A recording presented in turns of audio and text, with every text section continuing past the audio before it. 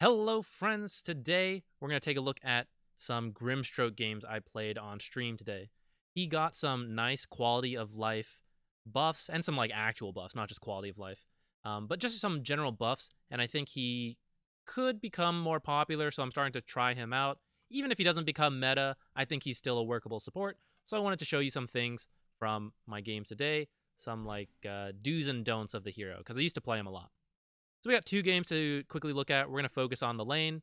In this game, I was paired with a Drow, which is not the best. It's not really what you want as a Grimstroke. If you're picking Grimstroke, you really want someone to combo with your Ink Swell. Ink Swell is really strong for getting kills, and so it works best with either someone who has a slow or a stun to make it easier to set up Ink Swell, or with a melee hero, because you want them to go in first. Because one, you're a ranged hero. You don't really want to go in, because not that you're fragile, you have like a decent amount of strength and decent armor, but like still, ranged heroes don't want to be in face-to-face range to get Ink Swell off. Sometimes you have to, but the ideal laning partner is melee. The other reason it's easier is because if the melee person goes in first, that makes it easier for you to then line up Stroke of Fate. So even if your teammate gets stunned by the enemy, the enemy offlaner, or whoever you're going at, is then slowed by Stroke of Fate, and that gives time to your carry, once the stun is over, to then quickly catch up. But it's a lot harder to do if you're Grimstroke, if you're the guy running in, of course you're Grimstroke. Because if you Ink Swell and you run in, then they stun you. Well, you don't really get to cast Stroke of Fate. By the time the stun ends, you cast Stroke of Fate, try to catch up, but the stun has already gone off and you've kind of missed it. It's also pretty hard to hit Stroke of Fate point blank. So it's a lot easier when you have someone else to go in first. So in this first game here, I'm matched with a Drow. And the Drow, honestly, I would not have played this lane aggressively, because we're against a Nyx and a Mars. And the thing is, both these heroes kind of suck to play against as Grimstroke. Grimstroke hates people that can stop him from getting Ink Swell off. We just talked about how it's a really good spell. How do they do it? They have a stun. They both have a stun. Nyx has 2 stuns. He can Carapace, very easy to get because of the tendril damage. It's always going from the Ink Swell, so he Carapaces and then just walks away. Or you have his Q, which he stuns you and then walks away. Mars has 2 spells. He has Spear, and then he has God's Rebuke. So Spear knocks you back, possibly stuns you, and then God's Rebuke hits you, slows you, knocks you back, he runs away. You hate that. When they cast a spell, they get full value out of it. They get the damage, the stun, maybe if he hits a tree, but I don't. Until Ink Swell explodes on top of the target, that spell sucks. It's a huge waste of mana, a huge cooldown commitment. Without it, you're weak, you have to play very passive, and if you get nothing out of your use of it, then it just sucks. And so if they commit a spell to stop me from getting the stun on them, that's really good for them, really bad for me. And so I don't like this kind of lane. I would have played a more passive lane, but Drow was getting me to try to play aggressive, so I tried. Let's go take a look.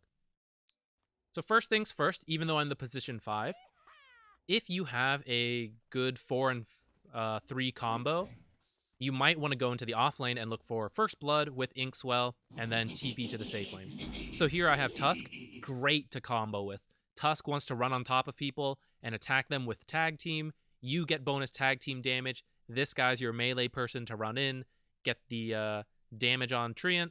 I was a little worried we wouldn't be able to kill Treant because he can run through trees, but we had the vision from Bat Rider, which made this possible. Here we go.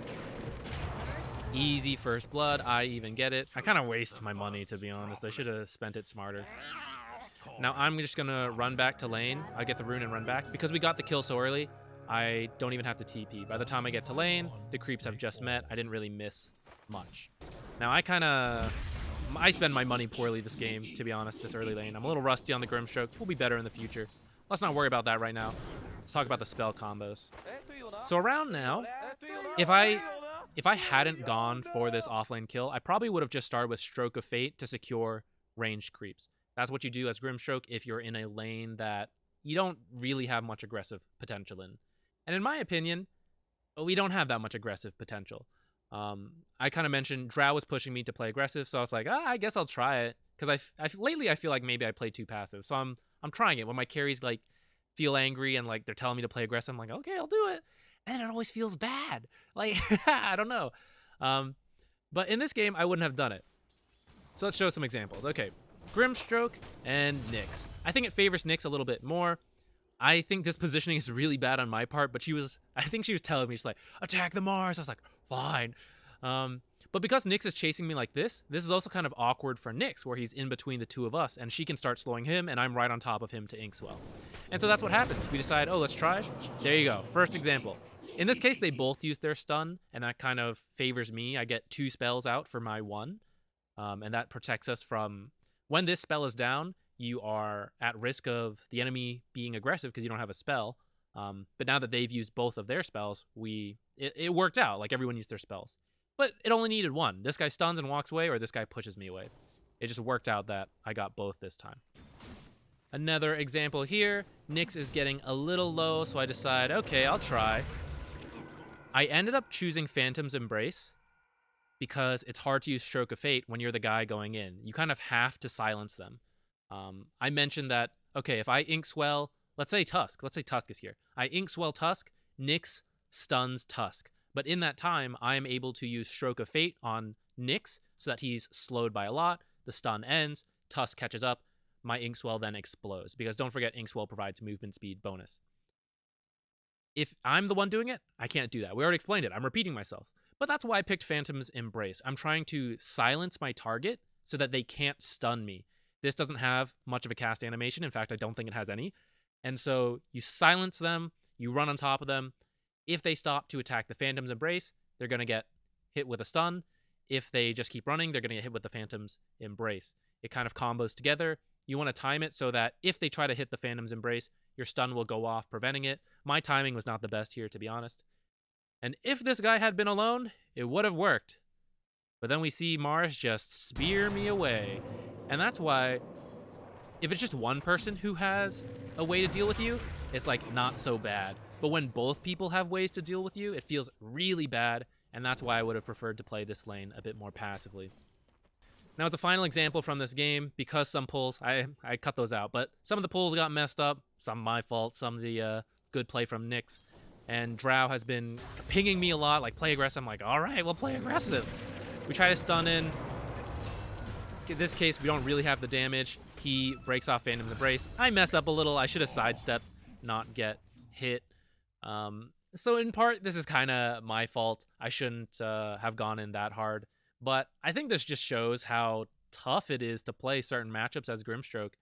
And how you should probably ignore your carry if they're telling you to play really aggressive and you like know you shouldn't. But yeah, in this game it was just really hard with the Drow. So let's go look at a different game where you have a better teammate. Not like, person, but like the matchup. All right, so let's switch to the other game. So here I'm with the Troll Warlord. Let's think of the matchup first. We have Mars again. Snapfire. Fire Snap Cookie is really good at dealing with Ink Swell. She can either use it to stun me and then walk away, or she can use it to get herself or her teammate out by simply just leaping them forward out of the stun. So Fire Snap Cookie, really good against me.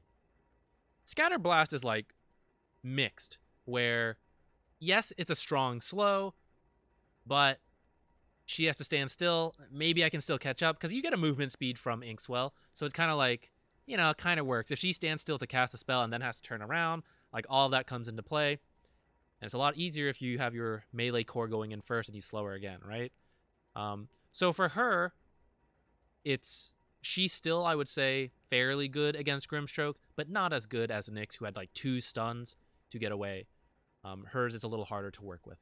These guys are also, not to like flame, but they're lower rank, so we're going to see them make some mistakes that make this lane a little easier.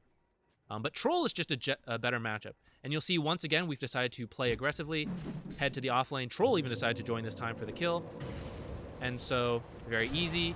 Look, you just Ink Swell the guy, they run in for you, you get to auto-attack. He was asking for the kill, that's why we're not attacking. We're trying to let our Troll get the first blood. Now here's another lesson in Grimstroke. So, we ended up level 2. Oops. You hate to see it. It's not fully his fault. In my mind, I thought, okay, we're both level 2, Snapfire's level 1. I see Mars up there. This is a great chance to get a kill, so I used Stroke of Fate, and then I Ink Swelled him. I didn't say any of that. It was all up here. And this guy, in his mind, and what he then said was like, sorry, I'm low, I don't want to go right now. So you could say that I was correct. Like, I think we're both level 2, Mars is away, that's a kill, it doesn't matter that he's low. That is correct. But it's still my fault a bit, because I didn't say anything first. If I had said, let's kill her because Mars isn't here, I think he would have understood that, he would have gone for the kill. And I should have. I had time, I was walking. This is why voice chat's really good, much faster than typing. If you use Ink Swell, and your carry, whoever, runs away, it's very similar to when the enemy uses a spell on you to stop you from getting Ink Swell off. And in fact, it's even worse, because the enemy didn't use a spell, you just walked away. It's a huge waste of the spell. It's a lot of mana, it's a very long cooldown for level 1. And so, if you play Grimstroke, a very common mistake is to not communicate at all, Ink Swell someone as they give up a chase. And it just feels really bad. So if you're going to think about playing Grimstroke here, I really recommend you communicate somewhat and tell them when you're about to use Ink Swell. All the better if you're playing with a friend, but it works in pubs too. I should have said something here. It was my mistake, and I want you guys to learn from that, because that was a kill, and then I could have healed him up, mangoed him, all good. I should have said that too. He thought he had no mana. I was like, I could have mangoed you. Communicating, really important, especially when you play someone like Grimstroke, who needs to get teamwork off with Ink Swell. You know, you play other heroes, Lich, you press Q, full value, you know? Although his shield is also similar to this, where it's like, you can mess up the shield. But other heroes, like, you cast a spell and you get value based on your own decisions for the most part. Snapfire is another one with Fire Snap Cookie. You have to communicate these abilities. All right, here we go. So Snapfire, a little far up, so we were trying to get some auto attacks in. First, God's Rebuke misses. We said that's one of the spells that make Ink Swell difficult to land. That's down. Cookie, down. That was another one of the spells. Hey, Q. All the spells are down, which make it tough to land Ink Swell. If they want to finish this kill, they have to right-click my troll. Ink Swell is great for this because now he has to face this choice. It's like, well, can I kill this troll before this stun goes off? If I can't, they might actually be able to turn around and go on me. And so you see he even gives up. Troll, even though he was stunned with the move speed, is able to run, catch up to Mars, who had to turn around from his attack. All of that slowed him down. And now while this guy chases, so this isn't the perfect example I explained where you Ink Swell in Q, but now you see when I am not on top of Mars, I have a much easier time casting Stroke of Fate, which I took Stroke of Fate this game, by the way, I can't say it, opportunistically, because of this fight going on, but also because I wasn't the one running in. So I kind of said how, like, okay, if you have to be the one going in, you kind of have to take Phantom's Embrace so they can't cast spells, which doesn't work when someone like Snapfire can save them.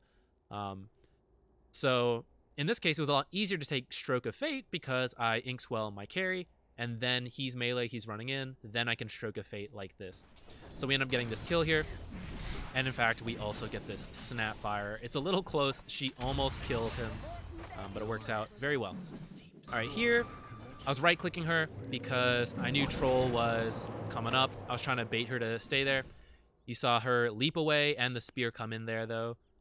Just another example of saves coming out. I took 2 levels in Ink Swell, by the way, because it provides a lot more stun and damage, and I think it's just a lot of value when you have a teammate who can make use of it. In that Drow lane, I probably would have gone Stroke of Fate, and I think I did. I can't remember. Here's another example, though. Okay, God's Rebuke down. That was one of the spells we found annoying, and because he's kind of a... I wasn't sure if we were going to play aggressively here, but because he's kind of in the middle, this is, in a way, an escape tool because it gives you movement speed, makes them not want to chase. So I kind of cast it here, and we'll see what happens. Really heads-up play by him. He knows that Mars, to avoid the stun, has to spear now, and so he just kind of, like, runs around him, and we end up missing the spear, and so we're able to turn because we get full value out of the Ink Swell. Great! It landed, it exploded, you got the stun, you got the damage, and then we can actually turn for a kill. And because he's running up, I have a much easier time landing Stroke of Fate. In fact, we get that kill without Stroke of Fate. And we get a turn and get a double kill. Way to go, us! Works out really well. I took the silence so that she couldn't cast anything to get away. He like disconnects here. And I thought he was like, let me suicide to tower. And I was like, is that meta now? No, he just disconnected. We're going to end there. It'll just be focus on the lane. I think that's kind of one of the harder parts to play Grimstroke. So I just wanted to show off some things like that. I'll be playing him a bit more on stream probably the next couple days too, so tune in. Unless you're watching this way in the future, then sorry you missed it. But yeah, if you're picking Grimstroke, if you're thinking about playing Grimstroke in the next couple days, Ink Swell is a really powerful ability. It lets you get a lot of kills, but it can be a bit hit or miss. So I hope we showed off a couple examples here. And it applies to other heroes. Anyone who has a stun, anyone who has an escape, someone like Puck, it's very difficult to land Ink Swell on if you're like against an offlane Puck. Then you kind of have to take the silence them, try to get the Ink Swell off. Overall, it's still very tough. He has a very good attack animation, very tough to land. Take Phantom's Embrace when you have to be the one running in. If you still want to be aggressive. If you have to be the one running in, I kind of think you shouldn't take Phantom's Embrace. And you should just be getting Stroke of Fate, playing a bit more passively. You may still have to take Phantom's Embrace if you have a melee core like Troll. If the enemy has something that you need to silence them for. Like if they have an escape and you need to silence them and you think you can get the kill, you may have to take this. But generally, I like to take Q and E a lot. I think they go very well together. W is just a little harder to run with. I like to take silence at 4. But yeah, those are some do's and don'ts of the lane. Let me know if you like this kind of video where we kind of cut things together, just kind of show you bits and clips. And I hope it was helpful. See you guys next time.